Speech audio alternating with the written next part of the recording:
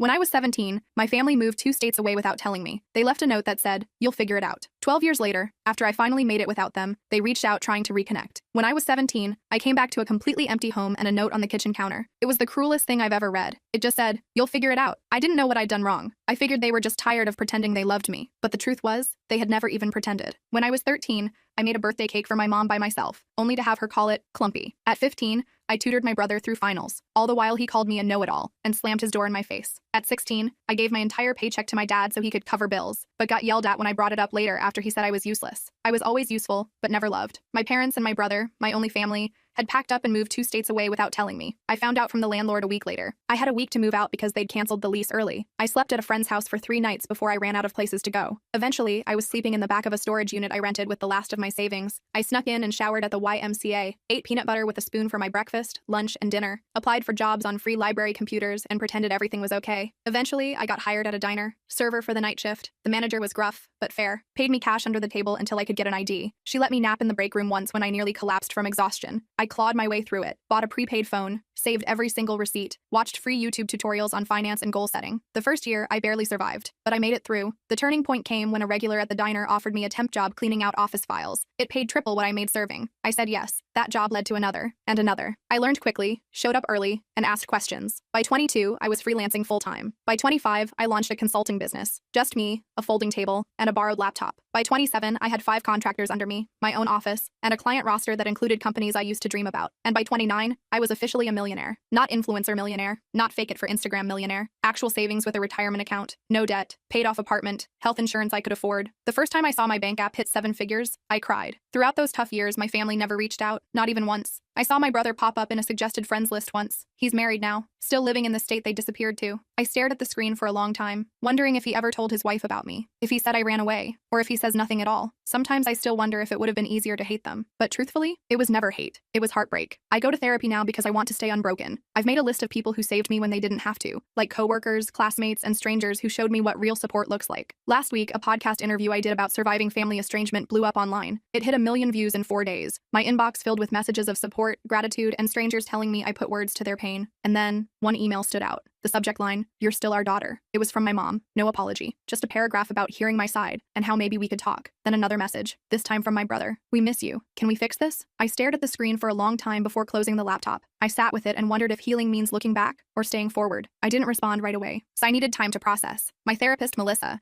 suggested I take at least a week before making any decisions. "Give yourself space to feel whatever comes up," she said during our session. "There's no rush to respond." So I did. I focused on work, went to the gym, had dinner with friends. Normal stuff. But those emails haunted me. I kept opening